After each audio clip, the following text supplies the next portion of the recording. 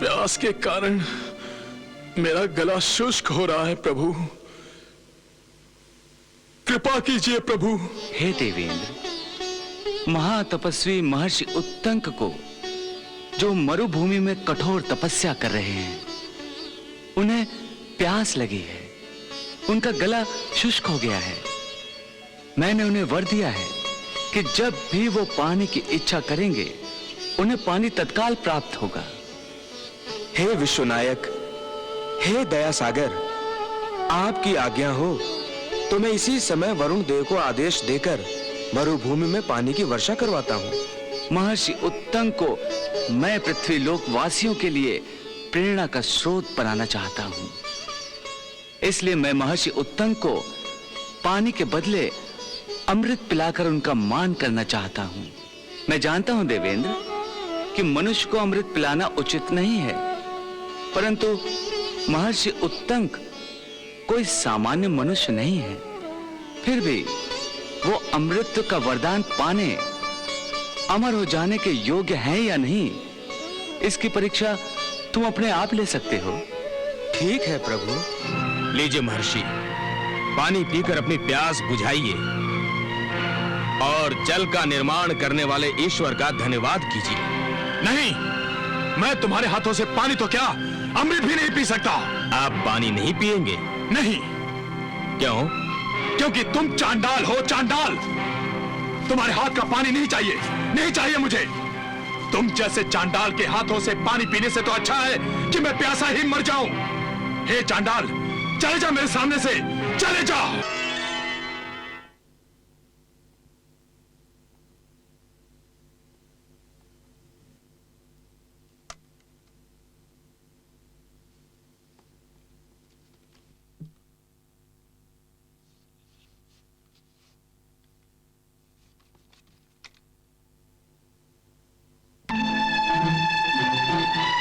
इस मरुभूमि में अब पानी कहां मिलेगा?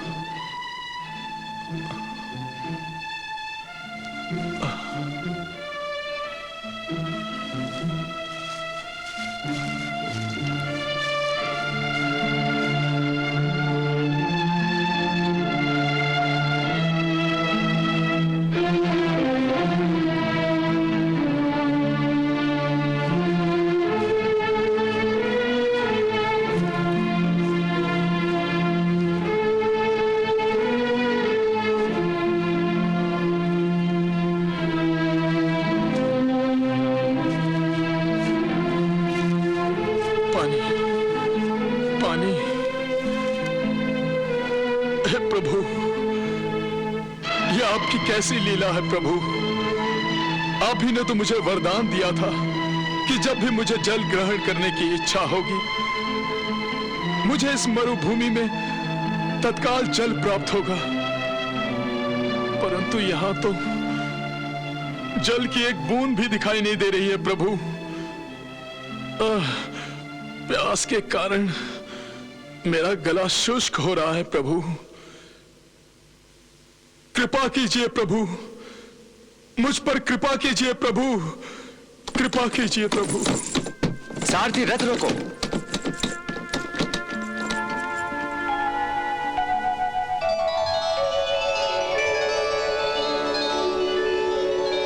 प्रणाम भगवान।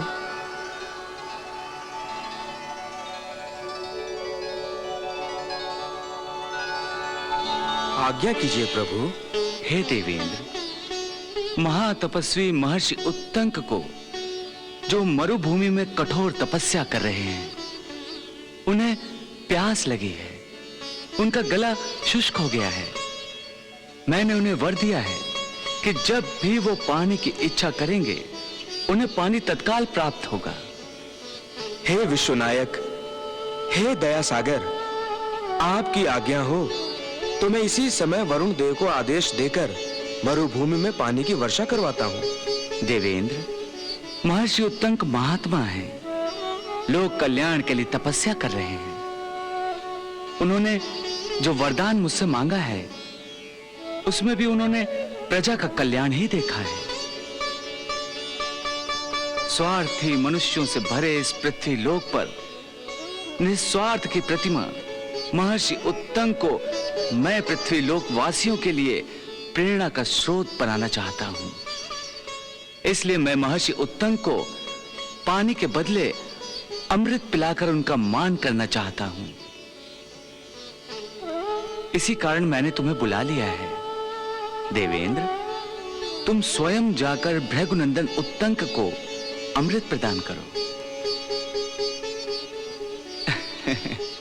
मैं जानता हूं देवेंद्र कि मनुष्य को अमृत पिलाना उचित नहीं है, परंतु महर्षि उत्तंक कोई सामान्य मनुष्य नहीं है। फिर भी वो अमृत का वरदान पाने, अमर हो जाने के योग्य हैं या नहीं, इसकी परीक्षा तुम अपने आप ले सकते हो।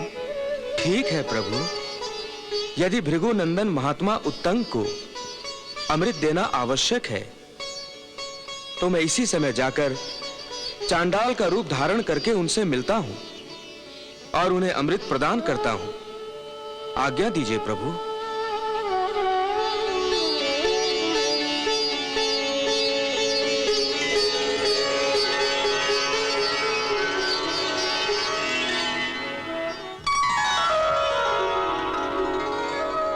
अब चांडाल का रूप धारण करके मैं महर्षि उत्तंग की परीक्षा लूंगा।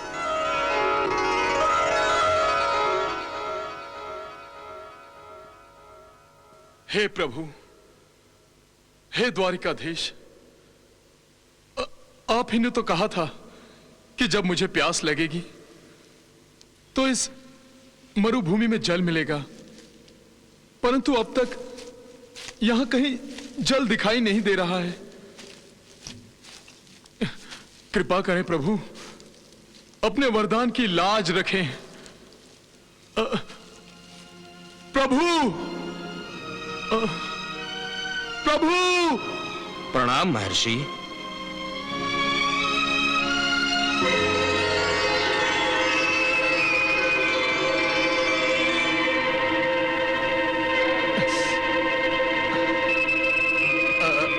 आयुष्मान भव।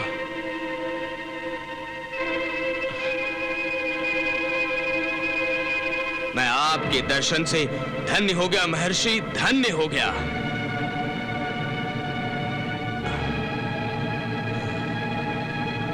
इस मरुभूमि में पानी नहीं बरसता, आग बरसती है, आग।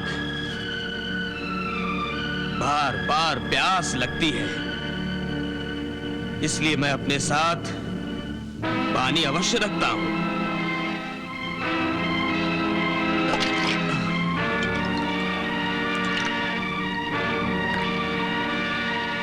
आपको भी प्यास लगी है ना भृगुनंदन? नहीं। लीजिए, आप भी पानी ग्रहण कीजिए। लीजिए, पानी पीकर अपनी प्यास बुझाइए ऋषि श्रेष्ठ। लीजिए। ये आपने क्या किया प्रभु? ये क्या कर दिया? मेरी प्यास बुझाने के लिए एक चांडाल को भेज दिया। लीजिए ना महर्षि। नहीं प्रभु, प्रभु, ये आपने मुझे वरदान दिया है या शाप? ये जल अत्यंत मधुर है महर्षि। एक चांडाल का स्पर्श होने से जल मधुर कैसे रहेगा? और पवित्र भी। तुम्हारे कारण तो जल अपवित्र हो गया है चांडाल। लीजिए महर्षि, संकोच मत कीजिए। आपको प्यास से तड़पता देखकर मुझे आप पर बड़ी दया आ रही है। और मुझे तुम पर क्रोध आ रहा है, क्रोध। महर्षि, वो जो कहते हैं ना, डूबते को तिनके का सहारा। यदि अंधे को मिल जाए तो एक आंख भी बहुत होती है, और प्यास से सूखकर कांटा हुई जीभ को पानी की एक बूंद भी मिल जाए तो अमृत सागर के बराबर होती है। लीजिए महर्षि, पानी पीकर अपनी प्यास बुझाइए और जल का निर्माण करने वाले ईश्वर का धन्यवाद कीजिए। नहीं, मैं तुम्हारे हाथों से पानी तो क्या, अमृत भी नहीं पी सकता। आप पानी नहीं पिएंगे? नहीं। क्यों? क्योंकि तुम चांडाल हो, चांडाल। तुम्हारे हाथ का पानी नहीं चाहिए, नहीं चाहिए मुझे। तुम जैसे चांडाल के हाथों से पानी पीने से तो अच्छा है कि मैं प्यासा ही मर जाऊं। हे चांडाल, चले जा मेरे सामने से, चले जा। मैं तो मनुष्य के नाते संकट में फंसे मनुष्य की सहायता करना चाहता था। एक मानव और दूसरे मानव में कोई भेदभाव नहीं होता, पर आप जैसा महर्षि भी ऐसा समझता है तो कदाचित मैं ही भूल कर रहा हूं। अच्छा, जैसी आपकी इच्छा, जैसी आपकी आज्ञा।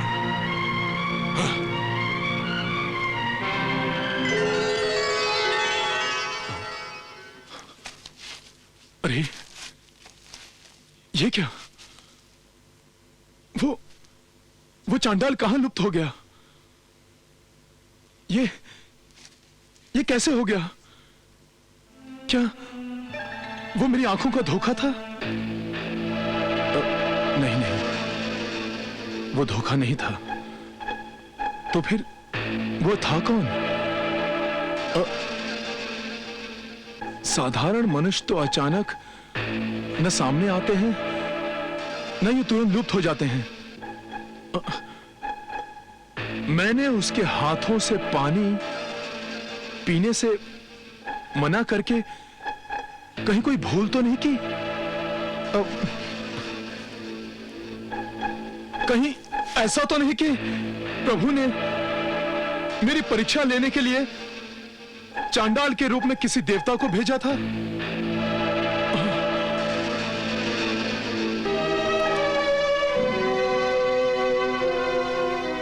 हे प्रभु, हे अनाथों के नाथ, हे करुणा निधान, हे दयाधन,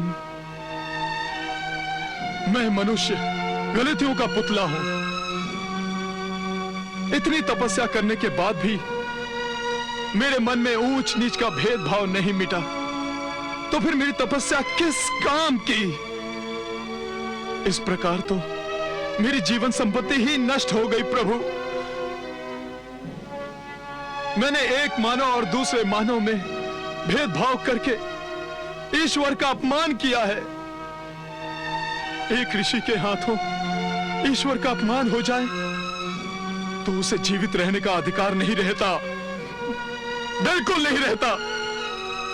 प्रभु, अब मैं जीना नहीं चाहता। प्रभु, जीना नहीं चाहता। इसी मरुभूमि में योग बल से मैं अपने प्राण त्याग कर रहा हूं। प्रभु, अपने प्राण त्याग कर रहा हूं।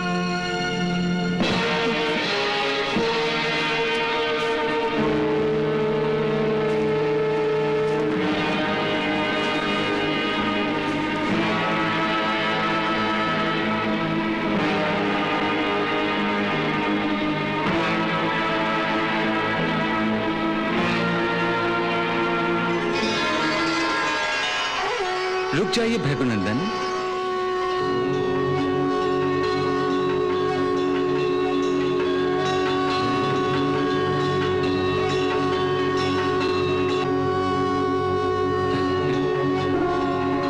आप अपने प्राणों का यूं त्याग नहीं कर सकते, क्योंकि आपके प्राणों पर आपका अधिकार नहीं है। हाँ भृगुनंदन, आपके प्राणों पर पृथ्वी लोक वासियों का अधिकार है, समाज का अधिकार है, क्योंकि आप महात्मा हैं। महायुद्ध में महासंहार होने के बाद जिस नव समाज की निर्मिति की जाएगी, उसे योग्य मार्गदर्शन करने का उत्तरदायित्व आप पर है।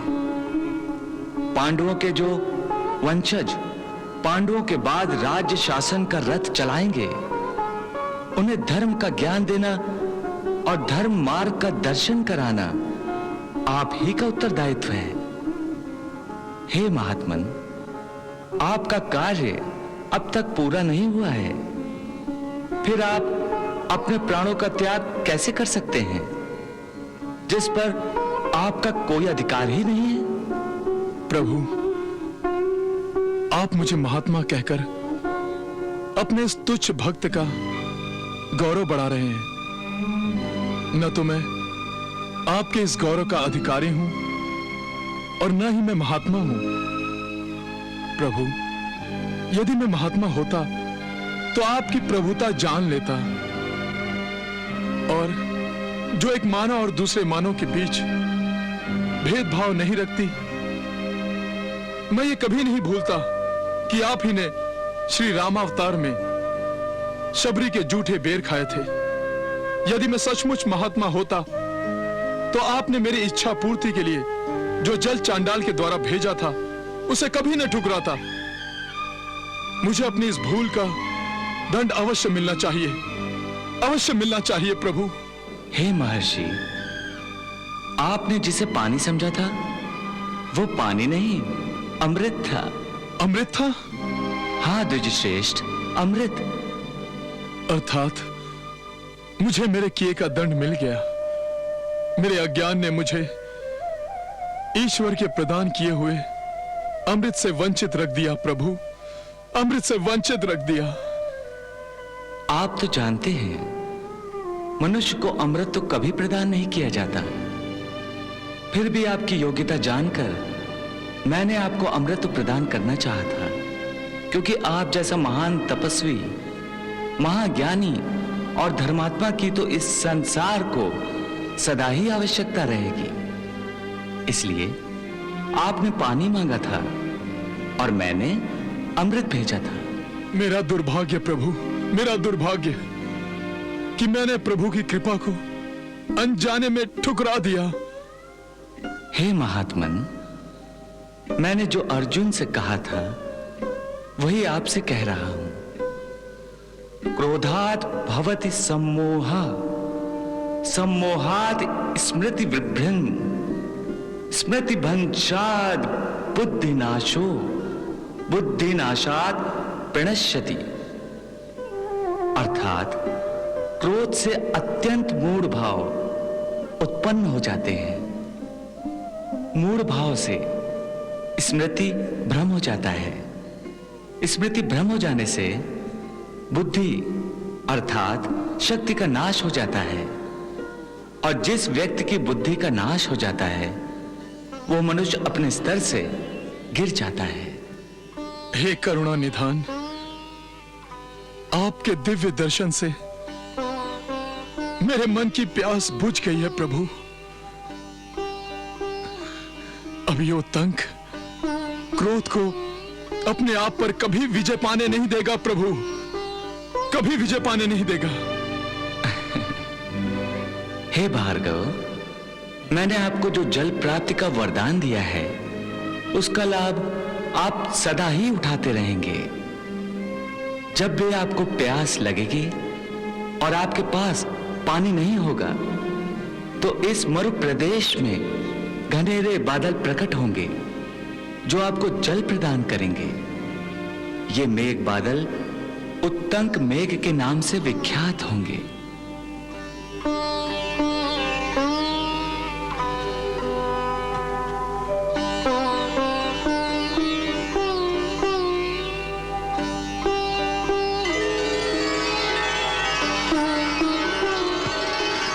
देवी, आपको किसी साधारण मनुष्य की भांति भावनाओं के भंवर में यूं चक्कर नहीं खाना चाहिए।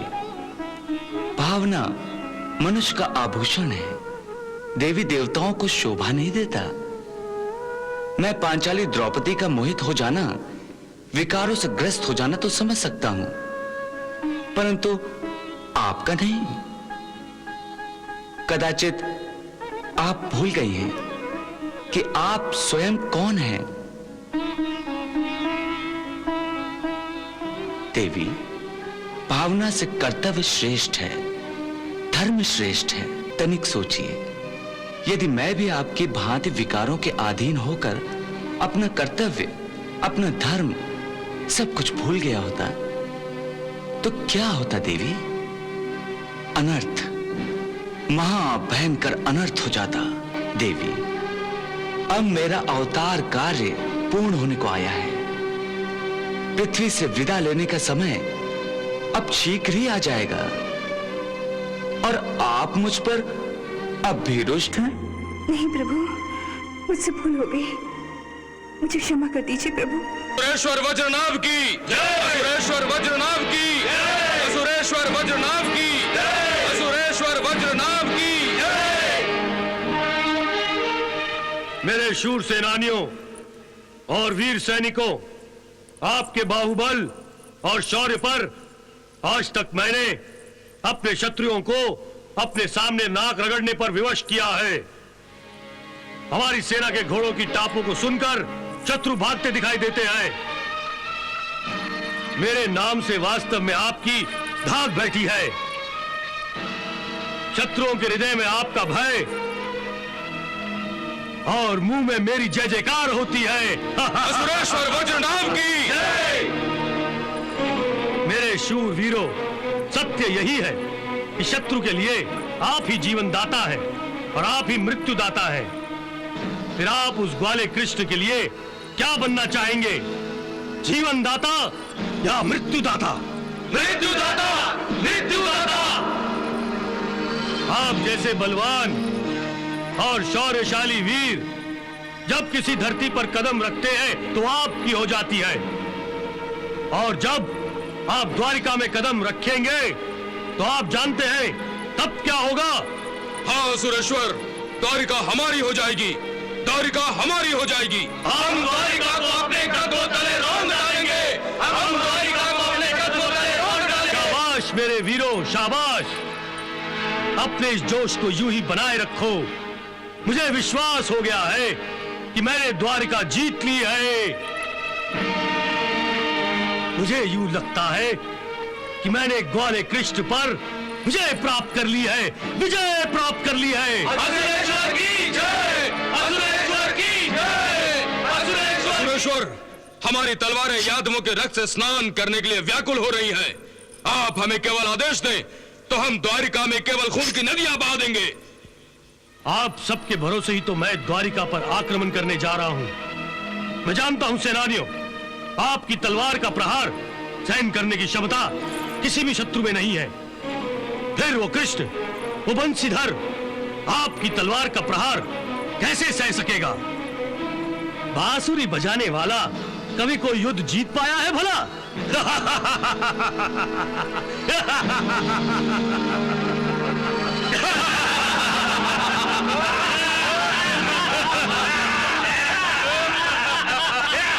ये कृष्ण और बलराम की जोड़ी भी बड़ी विचित्र है।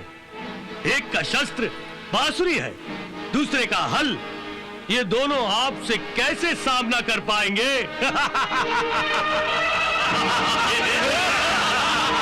सेनानियों, सैनिकों, द्वारिका पर विजय पाना और उस ग्वाले का अस्तित्व मिटा देना, यही मेरे जीवन का अंतिम उद्देश्य है। इसलिए मैं आपको द्वारिका पर आक्रमण करने की तैयारियां करने का आदेश देता हूं। तैयारियां पूरी होते ही हम द्वारिका पर आक्रमण करेंगे। हम द्वारिका पर आक्रमण करेंगे। असुरेश्वर वज्रनाभ की जय, असुरेश्वर वज्रनाभ की।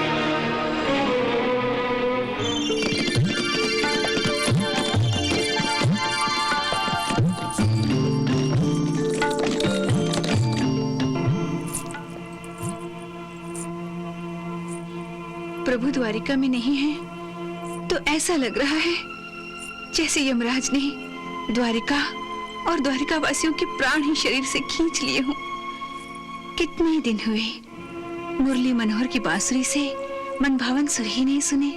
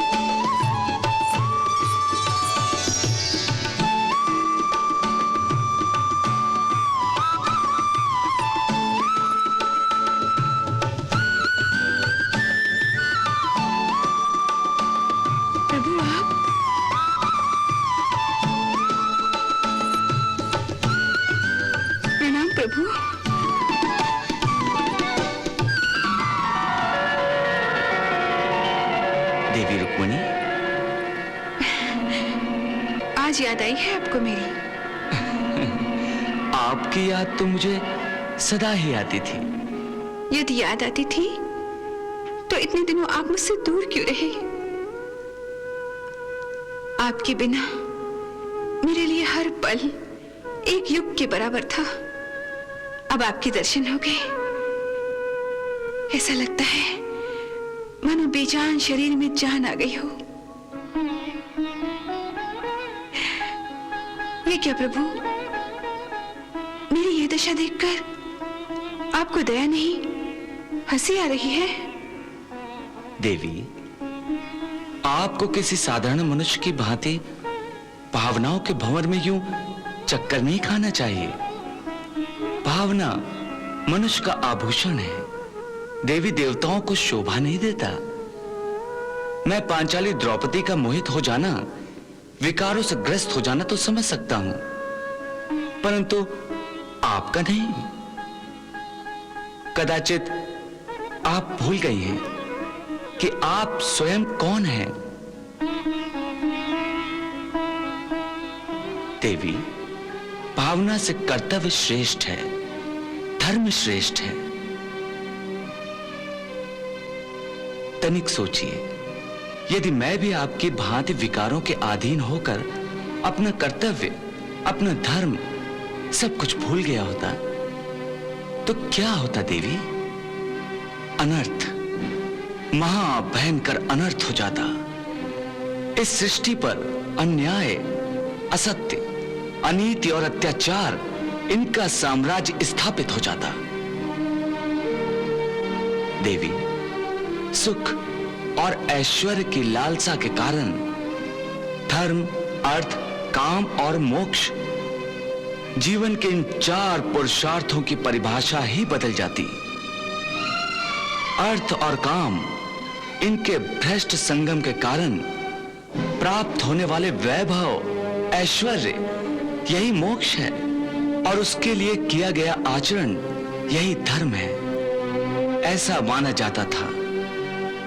इस भ्रष्ट आचरण को दुर्योधन, शकुनी आदि अधर्मी प्रतिष्ठा दे रहे थे और इसलिए संपूर्ण भारतवर्ष में भ्रष्ट आचरण के प्रतिष्ठित होने का भय निर्माण हो गया था। इस भय का नाश कराने और धर्म, अर्थ, काम, मोक्ष, इस जीवन के मूल पुरुषार्थ को फिर से उदय कराने के लिए कौरवों का अस्त और कौरवों का विनाश परम आवश्यक हो गया था। देवी, इस महायुद्ध की गूंज कल्पांत तक गूंजती रहेगी, क्योंकि इस महायुद्ध ने प्रमाणित कर दिया है धर्मो रक्षति राक्षितः, अर्थात धर्म ही रक्षा करता है, तभी प्राणी संरक्षित हो सकता है। पांडवों के माध्यम से मैंने अधर्मियों का संहार किया है। देवी, अब मेरा अवतार कार्य पूर्ण होने को आया है। पृथ्वी से विदा लेने का समय अब शीघ्र ही आ जाएगा और आप मुझ पर अब भी रुष्ट हैं? नहीं प्रभु, मुझसे भूल हो गई, मुझे क्षमा कर दीजिए प्रभु, मुझे क्षमा कर दीजिए, मुझे क्षमा कर दीजिए प्रभु।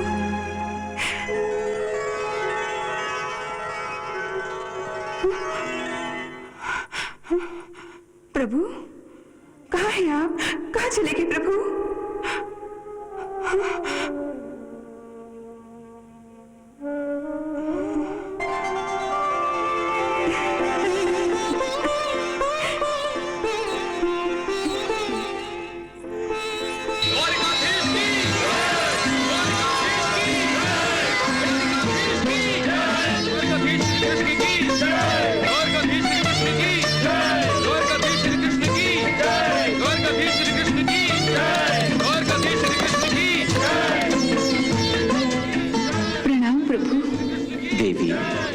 आपके बिना मेरे लिए हर पल एक युग के समान था।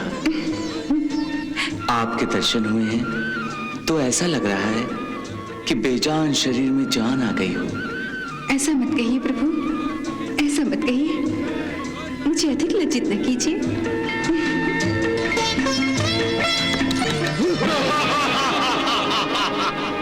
असुरेश्वर वज्रनाभ को चरवाक का प्रणाम।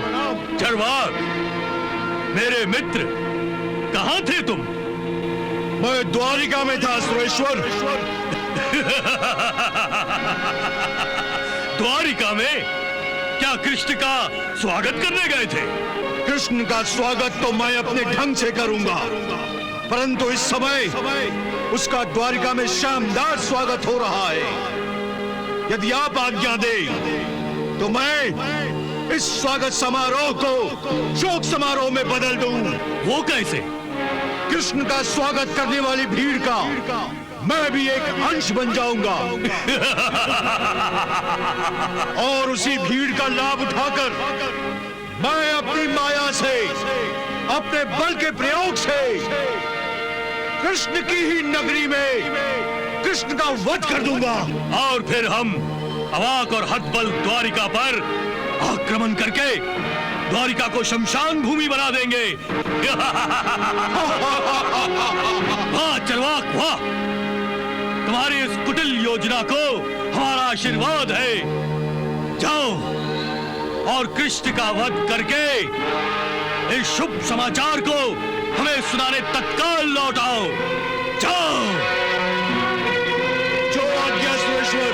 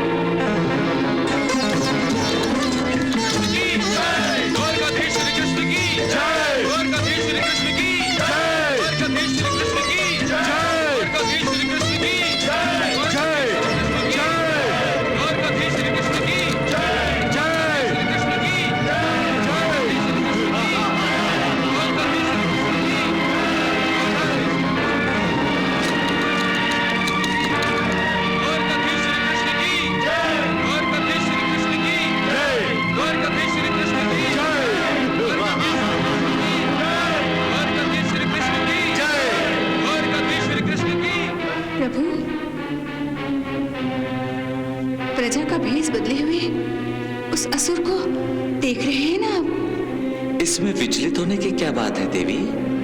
जिस प्रकार द्वारिका की प्रजा मेरा सत्कार करना चाहती है, उसी प्रकार वज्रनाभ का यह असुर भी मेरा सत्कार करना चाहता है, परंतु अपने ढंग से। हाँ प्रभु, वो मायावी है, अपनी माया का अनुचित प्रयोग करेगा। देवी, यह असुर कितना ही श्रेष्ठ मायावी क्यों ना हो, दाऊ भैया और उनकी गदा इस मायावी के प्रभाव में नहीं आएंगे। बताइए दादी माँ, बताइए, द्वारिका में इस समय क्या चल रहा है? बताइए दादी माँ। द्वारकाधीश श्री कृष्ण की। वत्स, मैं द्वारकाधीश श्री कृष्ण को देख रही हूँ। आपसे मुझे उस ग्वाले कृष्ण की जय जयकार नहीं सुननी। आप मुझे चरवाक के बारे में बताइए, चरवाक के बारे में।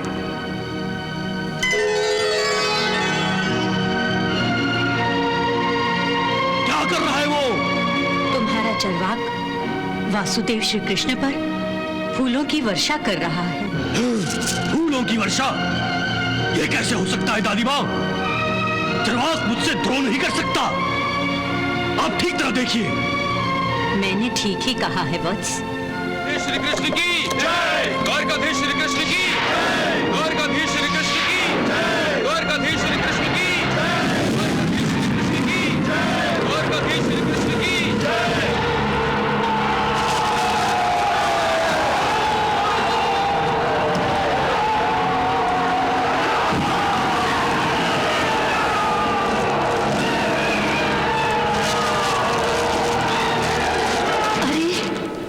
दादी माँ, क्या देखा आपने? वज्रनाभ, अनर्थ हो रहा है, भयंकर अनर्थ हो रहा है। चरवाक ने जो फूल न्यौछावर किए थे वो आग के गोलों में बदल रहे हैं वत्स। मैंने कहा था ना दादी माँ, चरवाक मुझसे द्रोह नहीं करेगा। वो द्वारिका में कृष्ण की पूजा करने नहीं, उसे मौत के घाट उतारने गया है।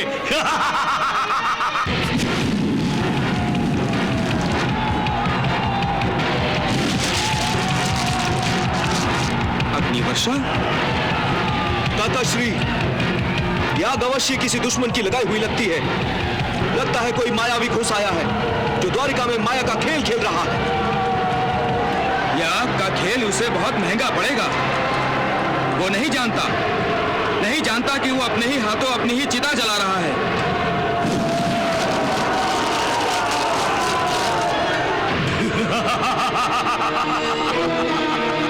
कृष्ण अब नहीं बचेगा दादी माँ, कृष्ण अब नहीं बचेगा। चरवाक के आग के गोलों से जलकर उसकी लाश भी राख हो जाएगी, जिससे उसका क्रियाक्रम करना भी असंभव हो जाएगा।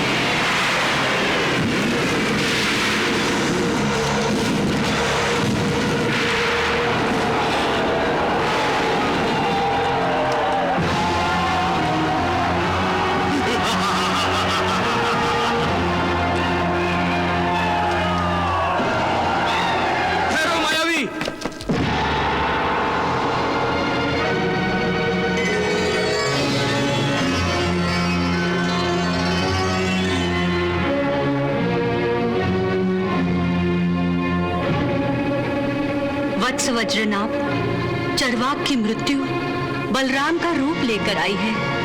अब चरवाक को कोई नहीं बचा सकेगा। हाँ वत्स, कोई नहीं बचा सकेगा। नहीं,